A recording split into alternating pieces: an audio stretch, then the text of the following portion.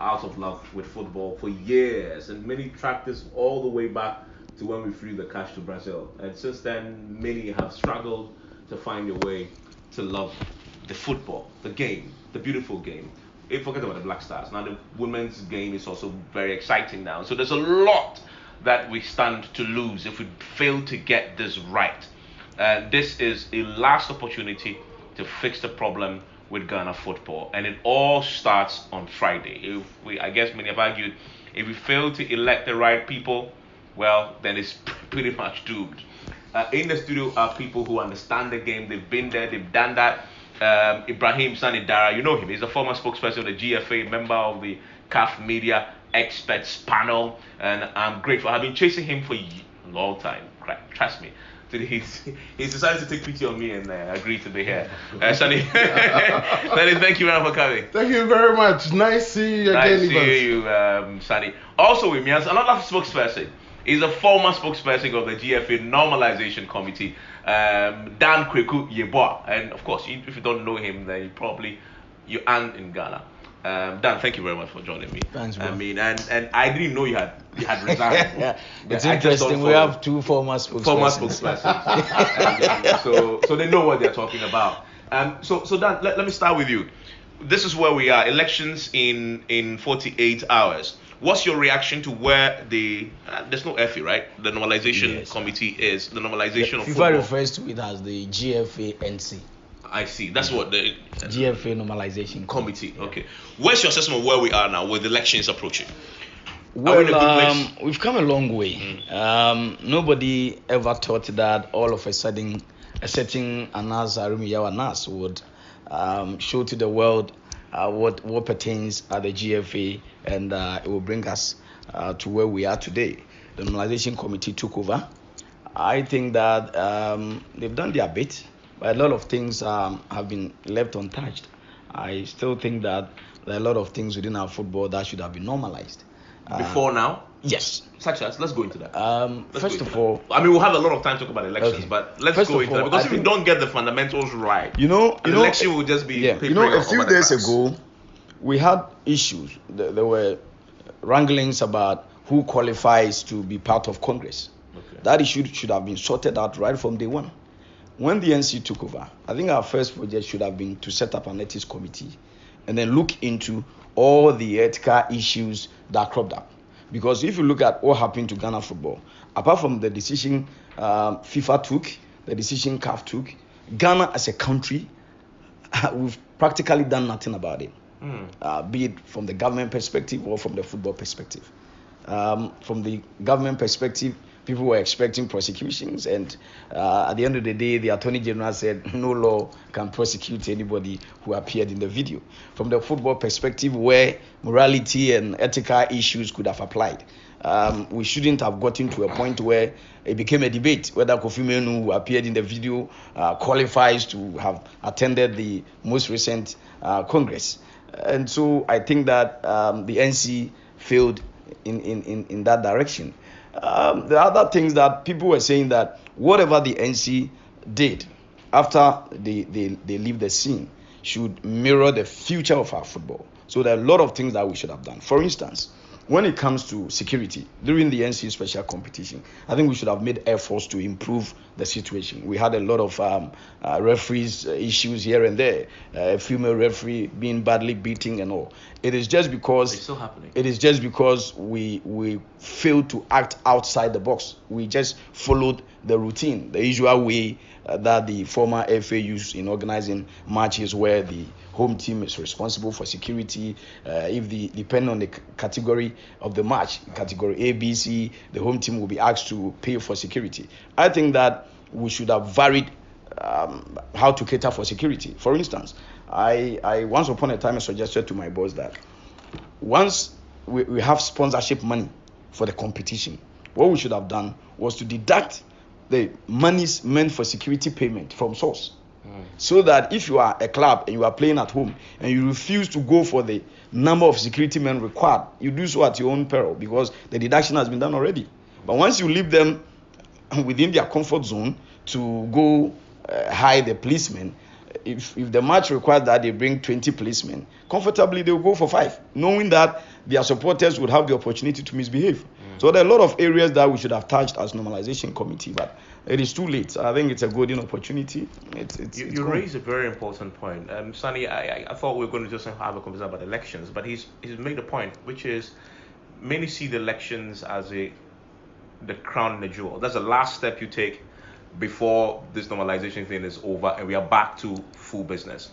So if you don't get the preparation towards elections right, as in changing what existed that led us to now, you may just be papering over the cracks with a new executive council, with a new president. Are you happy with the road we've traveled so far since we sort of did away with the GFA as we knew it? I think that the normalization committee did well. There's still a lot that could have been done. I agree with Dan on many points. But let me just state it. Football is tough. Okay.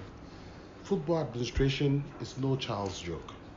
When people sit at the back and they observe, they make flowery statements. We can do this, we can do that. When you're at the helm, you see things differently. I remember when Dr. Amma was appointed, I was in Egypt as a CAF media experts panel member for one of the congresses. We had a conversation about, the league and the rest like that. He was very dogged on what he thinks should be done with the league and the rest like that. And few weeks, I saw him reverse that position he had. Because when the reality hits you, you take a back step.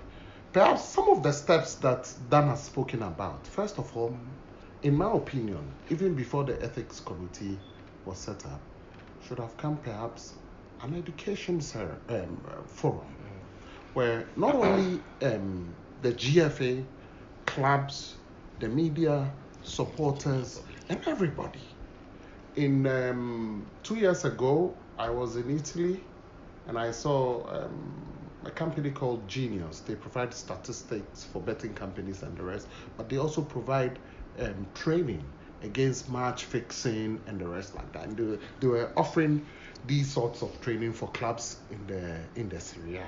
I witnessed one of these sessions, and I would have thought that should have been the starting point. Look, a lot of the things that happen, some are designed, but some are out of ignorance. A lot of the things we do in football, some even don't know that there are laws surrounding it and the rest like that. So maybe the starting point, yes, should have been an ethics committee, but most importantly was to educate people and to bring them along and then to put together some systems. I would suggest the early warning system. The early warning system is a system that FIFA puts in place, or FIFA has, that shows you patterns, betting patterns, countries. So let's say a match between Brecum Chelsea and Hearts of Oak, for instance. If people throughout the world are betting on let's say Brecum Chelsea, let's say a lower team as compared to Hearts, beating Hearts 4-0, and people are betting like that, you have to call off the match. In real time. You have to be monitoring this in real time. Yes. Okay. So it will ring the red alarm bells for you that this particular match, there's this result that people are betting on. So call off the match and investigate it. So these are some of the things that, should have been done. But look, football is tough. What makes it so tough? It makes it so tough because it's passion.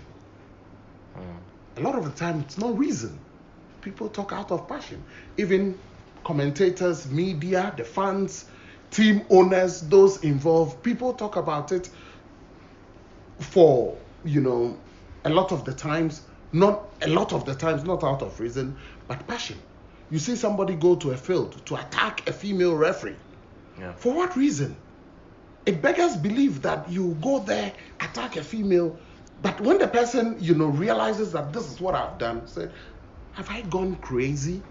This is what football does to you. Dan, prior to, the elections, this is 48 hours away, one of the key concerns that people had in the wake of the NAS investigations was they say the president had too much powers, clip his wings. And people thought, okay, we're going to go to Congress, amend part of the FA statutes, etc. Has that been done, and has it been done adequately to change the fundamentals of the game going into the next election? Well, that is true. Generally, I think the public share the same opinion. Everybody shares the same opinion that the former president had too many powers. I would say something has been done about it, but not to the best of expectations. What has been done about it? Educate myself. For instance, with the new statute now, the FA president wouldn't have the authority to appoint his own vice. Okay. That used to be the case in the Who does the appointment now? Now, after the election, the 11-member executive council would have to vote to get the vice president to work with the president. In the course of sampling views from the clubs and the administrators and the general public, some suggested that we should have had two vice presidents, something that I think we should have given it a try.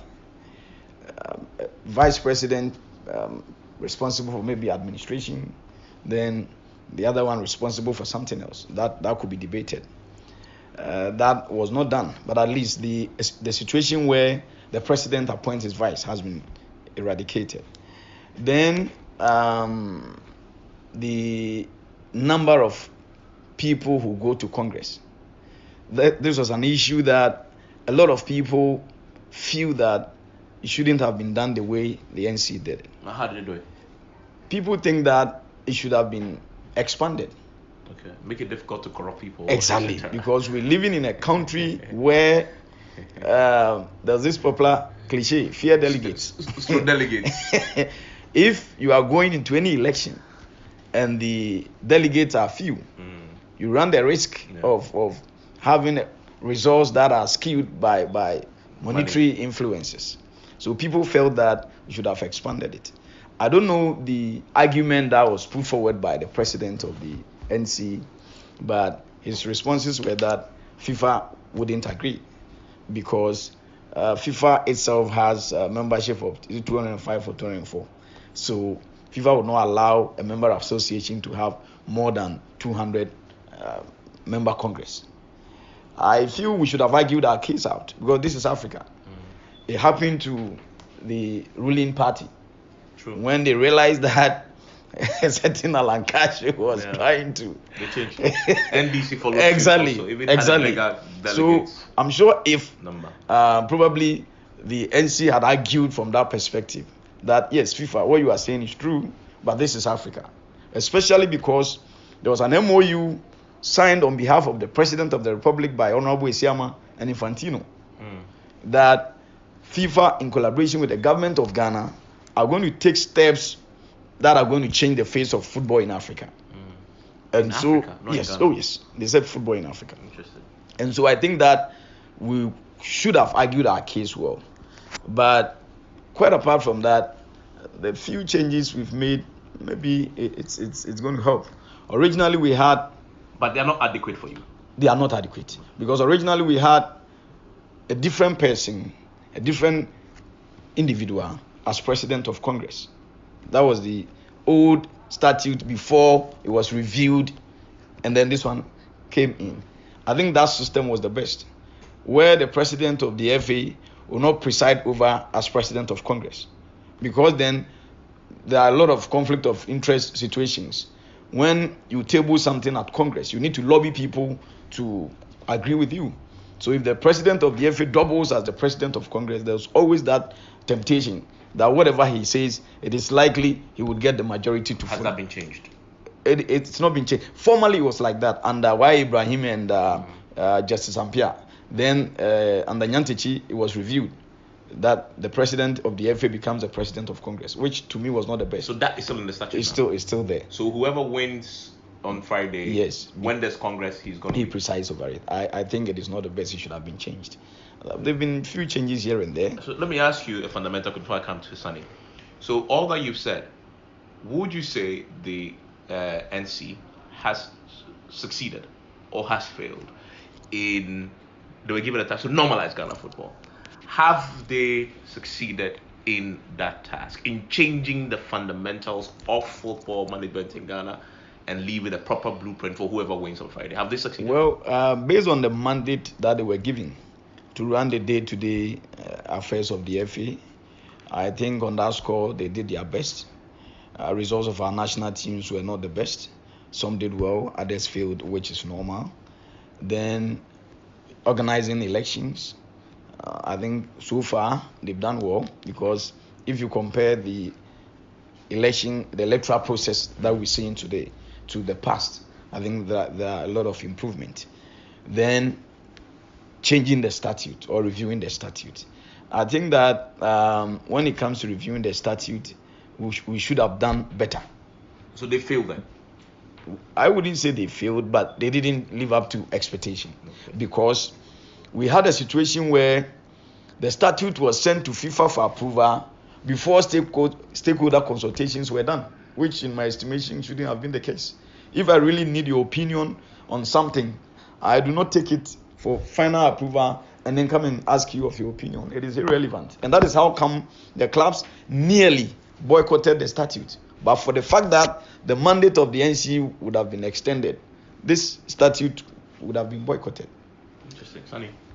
Let me just make a few observations from it. Let me start from the statutes.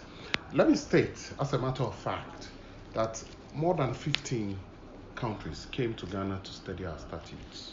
The previous one? Yes. Okay. A lot of countries, when they want to put their football in shape, would be sent to Ghana to look at our statutes. I don't think that our statutes were that defective. You know, there are people who agitated. Oh, the president had too much powers. We have to clip his wings. You agree with that? And no. From the inside, from what I saw from the inside, one, there's no country. We even had too much numbers. Nigeria, a country of more than 120 million, have 78 people at Congress. So the call for the expansion of Congress won't sit well with FIFA, because FIFA funds Congress. Any Congress is funded by FIFA. So they are wary of numbers, and they are wary of, too much talk. But Sanni, I felt that it was an opportunity to argue our case out. Yes. There are precedents. We could have peculiar situation. Yeah. Looking at where we are, Yeah. where we are. Well, FIFA says that a country like Nigeria has 78, Zambia has 40 something, and all the countries are low. In fact, what FIFA would have tried to do at that instance was to even beat the numbers down. We were even lucky to keep the numbers, because in the past, FIFA had been engaged over the numbers, and they said, no, we can't go below it. So going forward, I think that FIFA will continue to engage any future federation or any future leadership on even reducing the numbers. What's your position? Should we expand or should we keep it? I think the number close? is decent. Okay. I think the number is even decent. with that peculiar. Yes, I think the number is decent.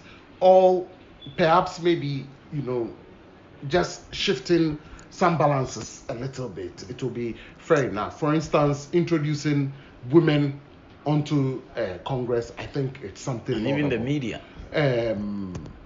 Nowhere in the world have I seen. That is why I said that we had a peculiar situation, and we should have argued our case out. Okay, maybe perhaps. I will not decline that. Because, for instance, when it comes to merchandising our league, the media has a major role to play.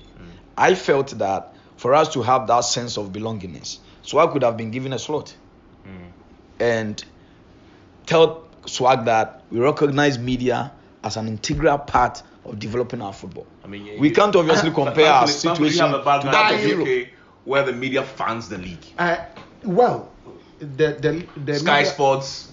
Yeah, they pay a lot of that, and they control it. They take the times. They pay a lot of money to acquire the rights, and they protect the league. True. Just this weekend, too many racism incidents in the English league, for instance, at all levels.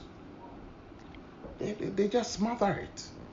because they actually try to protect their league. Yeah. It's true, but the media has a watchdog role. You cannot be the watchman and still be within it. I don't think that a single vote at Congress would have changed the media landscape. I don't think so. I think that the media should stay as the watchdog and should play its role. It should hold leadership to account and everything. And I think that the media should be strong in doing that. But I don't think, being on the table as a member of it is the right place for the media. And then the role of the vice president in selecting the vice president. I think that based on what I have seen, it is important that any president that comes must be able to pull his people along. Honestly, I've seen some unpalatable things when leadership is pulling in one direction and others also on the same table pulling in another direction. Checks and balances. Yes, in fact, that is That's why good for democracy. it could be good. No, but if it becomes destructive, for instance, persistent leaks, having meetings and phones are turned on, and the media is listening outside. People are good leaking. for business. No, Good for my business. yes, absolutely. It's good for the media, but what does it do to the health of the game? Okay. So there are things that CAF recently, even this was even hand-picked appointments.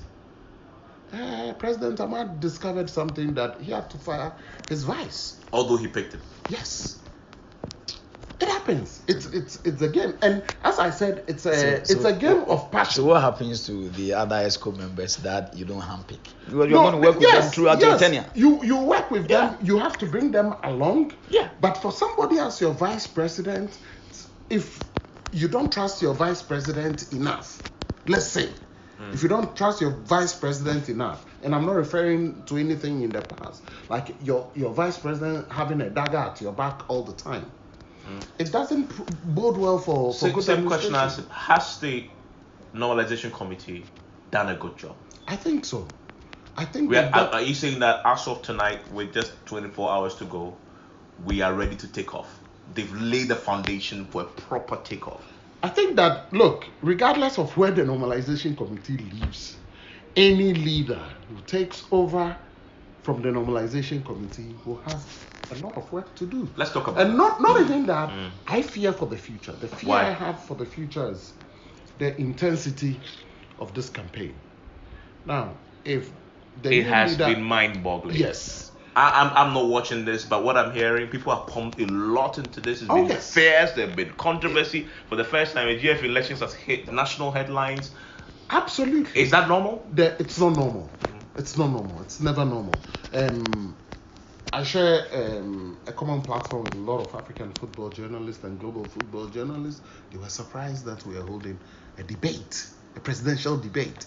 Now, my fear is that when you have a leader, and if people are going to be as fierce as they did, and if the leader doesn't put in enough measures to bring perhaps losing candidates on board, you are going to have too many opposition people in opposition. And it will not bode well for competition for the game. I think I disagree. I disagree totally, because this is Ghana Football Association, and like I said, whatever happened has paved way for an opportunity for us to do things differently. And so, if we've had the opportunity to rebrand, restore, revive all the R's you can think about, and the ordinary Ghanaian would have the opportunity to listen to whoever is likely to take over our football and convinces himself that this is the right choice. I think that it opens an avenue for that person to pull the people along when he beyond the sees delegate. Exactly, because that is what actually fought against our football. But in he the has past. to find as a team. Because in the past, Yes. Well, people felt that we are football people. We are running our football. To hell with the public. True. And it never helped the FA. In fact, most of the issues that were used against the FA were issues of perception. When the media started talking about it, they disagreed with us. One day we woke up and the World Anti-Corruption Agency, Transparency International, had said the same thing. It might not be the fact, but perception is important because football is business and you need the community, you need the corporate world, you need the people to follow the game to be able to merchandise and commercialize it very well. And so if we've had the opportunity to let people be part of whatever is going on, I think it's good. Because one thing boggles my mind, FIFA preaches participation, FIFA preaches fair play, and these are tenets of democracy. But football itself is not democratic. No. Can I quickly react Yes. to that? I'm not saying that the candidates should not espouse their vision. I think it is important that their vision is laid bare to the public so the public can buy into it. But what is not healthy for football? Football, remember, it's not like the general, political politics. It's an issue of a game that everybody must be involved. If it becomes too intense, if the debate becomes too intense, it involves a lot of people putting financial resources, towards it. It becomes deadly. Drag me, I drag you. But we know that as a country, we must pull together when our national teams are playing. But if somebody feels that, look, I've campaigned so hard, I could not get in. This is football. You can have somebody actually working against you while even your national team is playing. I think that it behoves on the new president, if he takes over, to put in measures So it to depends bring on all the brains new leader. on board. Even me, if I happen to be the next president, look, I would say, one person does not have the knowledge of the world. You can pick something from somebody's manifesto. It's not a shame to say that, somebody has good policies. Let me adopt them and even co-opt the person, put the person on committees and the rest. On that note, let me take a break. When we come back, I'll ask whether out of the number of people who have put themselves out for president, which of these satisfy that criteria you just laid out? We'll analyze and look at their strengths and weaknesses when we return from this break. Stay with us.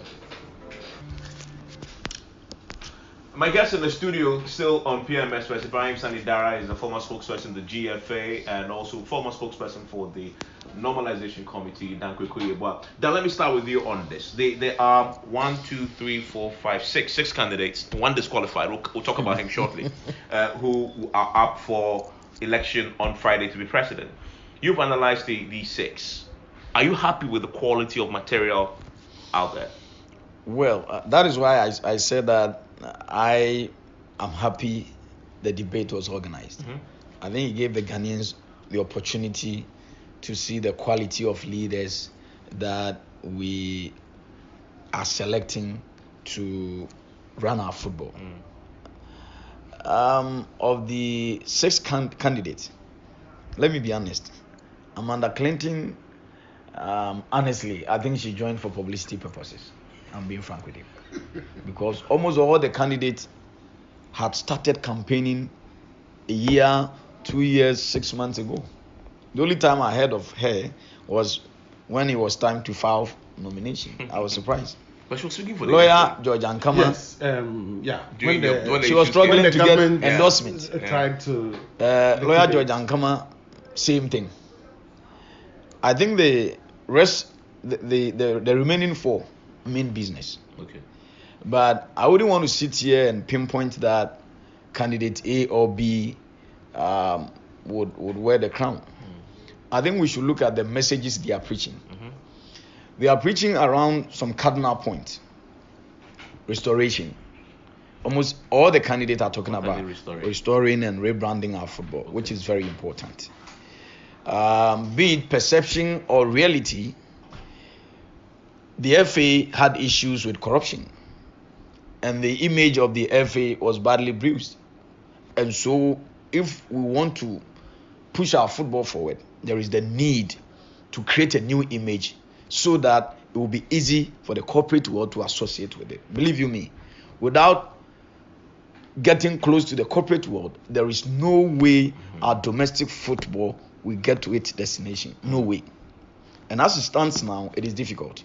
During the normalization special competition, Dr. Amwa and his team, they roamed and visited a lot of entities. You were part of that team.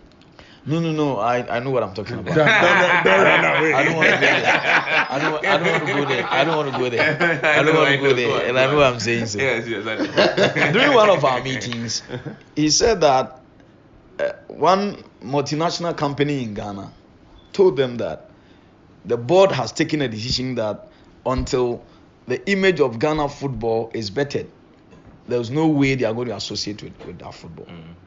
And this company I'm talking about has been associated with football for years. Wow. Okay. So they were taken aback, but that is the reality. And so if the restoration, the rebranding, the revival they are preaching, if they really mean business, we should look at that. Look at the manifestos and look at who is giving us a better option as to how to rebrand our football. Some have spoken about grassroots football, which is the very foundation of our football. True. Unfortunately, whilst the years are moving ahead, our football is taking backward steps. True. Our football is moving into the future with backward steps. That is how come a few years ago, people will run to Tema to watch King Harrison babies and coast teams and all. Now, I used to go to Indafa Park. coast football There's one at Adabraka. is nothing to write home about. Sahara Park. Of course, one cannot blame the FA alone for this, because training pitches and football pitches within our communities meant for football, the next moment you realize it's been converted into a shopping mall. Yeah. So government hasn't done enough in terms of providing infrastructure. But then the RFAs have also failed us, because it What got is RFA? the Regional Football Association chairman. They are directly supposed to run coast football. It got to a point where some could not even organize the leagues at all in their regions. It got to a point where even though you are an affiliate of the Regional Football Association, you have paid your affiliation fee, you have to pay referees to be able to play. You have to buy your own leather football to be able to play. Are you kidding? Oh, yes. And so we haven't helped ourselves as far as building the foundation of our football is concerned.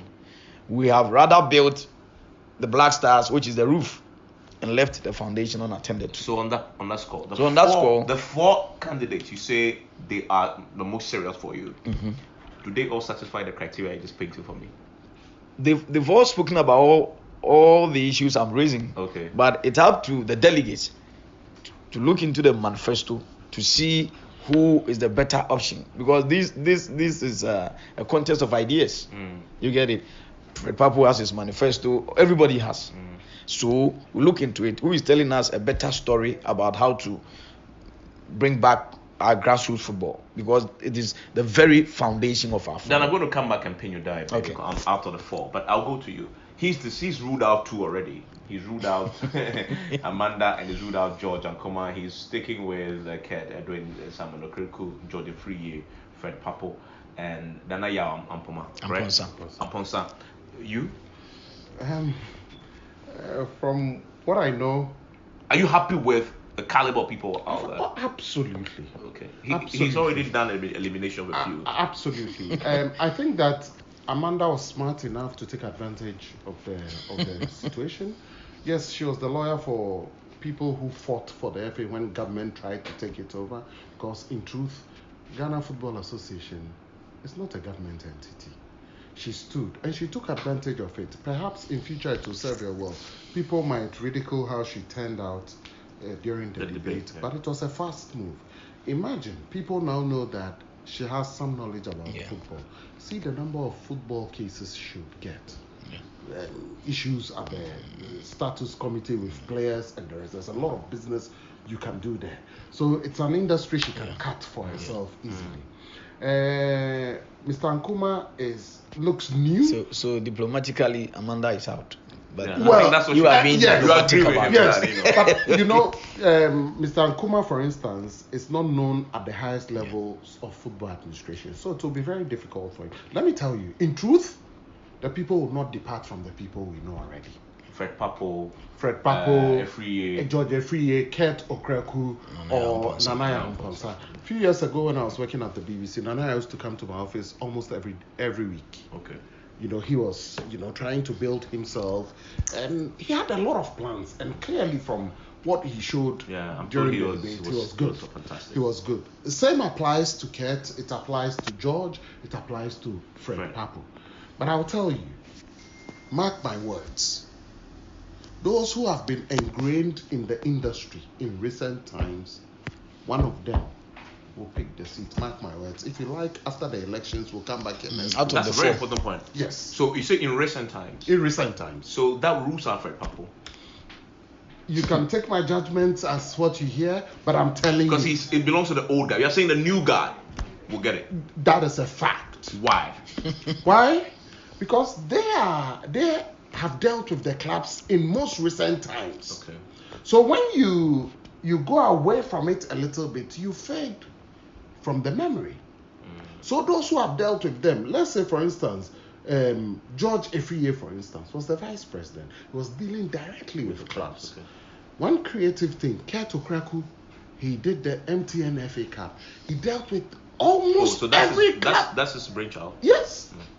He rebranded the tournament. He did it well. Okay. The rest like that. So he dealt with clubs, the owners, the clubs themselves directly, one-on-one. So it gives them an advantage over somebody who has not been at the helm. No, but Sanni, one thing you shouldn't lose sight of is that this election is different. It is different because over the years, most of the elections the FA had organized, you could see maybe 40% of the club owners participating. But this time around, almost all the delegates are club owners. They are no more sending representatives. So that is the difference. What impact might that have? The impact here and the argument by the club owners was that you would send your representative who might be your CEO, even though he runs the club. In terms of putting money in the club, he does not. So if you tell him that go and vote for Sanni Darra, Sanni could secure me sponsorship to run my club. You go and vote for Kwaku Yeboah because Kwaku Yeboah is his friend. Okay, so and he hasn't helped their cause as club owners. Okay, yes. I would add another dimension, and that dimension is very real. And that dimension is the fact that these relationships, whether it is with club owners or not, stand tall. Even if the club owner comes and he has a good relationship with you, it's a good relationship. That's it. And I'll cite an example, Moses Parker. He has a very, very good relationship with George Efriye. Long-standing good relationship with George Efriye. Yeah. He has decided to vote and campaign for George because of his relationship. And same would apply. Yeah. Same would apply. And there might be other factors. I noted something this evening. And you'd see the trajectory. We come from this, or we draw our route from this, and we must stick to it. This tribalism will come to play, ethnicity will come to play, where you come from, which languages you speak, all of those things will be important in this election. Now, here's a hard question. Out of your four, who is most likely to carry the day? That is difficult. I know. That is difficult. It will be very difficult for me to stick. Okay, give me your top two. Top two, George and Nanaya Mponsa. You agree? Your top two? I disagree. Or your top two will be? I won't name names. I won't name names. Why? What are you afraid of? I don't know you to be one. No. I will not, but I disagree. The top two. So let us know your No, I'll hide this away. To the controversy. Palmer. He's gone to FIFA. He's gone to the arbitration. There's a sense that they might get an injunction. Nobody knows. Somebody else tried to do that today, but that's different. Has he got a case? And summarize this for me, because that's honestly, I have listened to argument from the Normalization Committee. I've had the opportunity to speak to Palmer a couple of times and some of his guys. It is difficult for me to sit here and say that he has or he doesn't have a case. The reason being that if you speak to the NC, they think Palmer doesn't have a case. Okay. Palmer thinks he has a case. Did he actually do what he's alleged of that? The difficulty here is that the NC is working, as far as this electoral process is concerned, is working with transitional provisions from FIFA. Okay. That says that the decision of the NC as regards the election is final. That is the difficulty. Okay.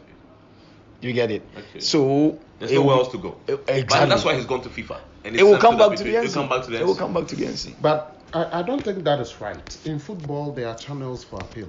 If you create a open and shut situation, it doesn't work in football. You must make room for appeals and the rest like that. So people. But he appealed. They threw it out. Yes. People. So it's finished. So I mean, if you say it's. He went to CAS initially. He was asked to come and exhaust the channels, all the channels. Yes. But the NC were not ready to sit down with him, so he had to go back. So you see, in football, when you create an open and shut situation, it creates an unnecessary legal wrangles. Like, do you expect that might be how this may eventually play out? It might end up in court. It's difficult to say. Already there's an injunction pending against the elections. Let's see how it pans out. But I would have thought that at least they should have made way for him to be listened internally to prevent him from going outside. What do you say to those ignorant watchers like us, ourselves, who heard that his association with Nyantechi may have been an issue? I can't tell if it's. I mean, this whole story about him I don't think that is the case. It wasn't the case. I don't think that is the case. I don't want to go into the legalities of the regulations and all, but I honestly think that when it comes to integrity and morality, Palmer doesn't have a case. Okay. Because during the Mahama administration, he felt that the FA had issues with Nilante. So unfortunately, he went on radio to make some remarks that under normal circumstances he shouldn't have made. And I don't think FIFA would entertain that. For an ESCO member to publicly say that we should have induced referees to qualify for Russia 2018. I do not think FIFA would smile at him when they get that tape. So after Friday, unless the executive committee members, council members are there, executive council members, Division 1, all that. I mean, some names, very brief comment on that. I mean, I guess the name that everybody's been talking about is Randy Abe. But there are some good names there. Happy with a lot? Done? Some old horses that I expect them to be back. Randy Abe, I'm very sure he's going to come back. I wish Alhaji Grusa gets the nod because he comes with a lot of experience. Of course, there are other up-and-coming guys, Frederick Achampong from Ashgold, sometime Otu Achampong, Enimado. I think these young guys. So this is good as it stands. Yes, I think. Now the final question, Sanni. So after Friday, is Ghana football ready to take off? Knowing what you expect will happen, you won't tell me your top two, but assuming your top two wins, are you confident that we are ready now to take the bull by the horn? I think there's a lot of work to be done. The number one thing the person must do to transform, integrity. Okay. Bring back the integrity back. I want to intervene quickly on what Dan said about Colts football. Colts football is not gone as perhaps we think. In Accra, when you watched Colts football, Hearts Babies, I played in Colts football actually. You see? On Sahara Park. Oh, fantastic. Zaytuna, I think it's called. Yes, Zaytuna, yes. Yeah, Alhaji Franco. Yeah. In those days, you had 16 Colts teams. Yeah. Today in Accra alone, you have 200 Colts teams. Oh, wow. Yes, there are more than 2,000 Colts clubs. Is it about numbers or about quality? Yes, you have to speak about it. You are right. You're absolutely right. For instance, if you want to give assistance to Colts club, let's say even just kids, it's impossible. It's impossible. But we also have to take, like Dan said, to take cognizance of our expanding population, facilities, and also for government to also see that football is not just child's play. we have to see it as an industry. Yeah. So I would expect that if a new leader is coming in place, we entertain Colts football, but also make way for the academies. We think that Colts youth football is dead. It's not dead. Today, as we speak now, in the Danish first division, there's a club that has 5 players at the top league who moved straight from the youth system of Ghana and are playing at the top leagues there. So everything is not as destroyed as, we need to do a lot of fine tuning. Yeah. But if we get the integrity right, I think that we can. Dan, after Friday, we'll be ready to fly. It will be difficult. I was expecting the league to have started. Yes. Because we should have synchronized our calendar with that of Europe, so that whoever takes over as the FA boss continues. But relationship between the NC boss and the club deteriorated so much so that inviting them to meetings was a problem. Okay. And so whoever wins has a lot of job to do. Okay. But are you hopeful that a year down the line we'll be celebrating a rebirth of the game? It depends on who wins. Okay. Hopeful? I'm very, very hopeful. I think that the guys who have offered themselves are capable. I think that Ghana football has got what it takes to get back at the highest level, and the new leader must take the right steps, unite people behind them, get the media to get behind them, get the fans behind them, and I think we'll be fine. Ibrahim Sanni Darra, former spokesperson, GFA, Dan Kwaku Yeboah, former spokesperson, the Normalization Committee. My name is Evans Mensah. On Friday, we'll see what happens and see if Ghana football is ready to take back its fantastic cloth it used to have on when we took on the world and nearly went to the semi-finals. I still remember that game. Suarez. Enjoy the rest of the evening.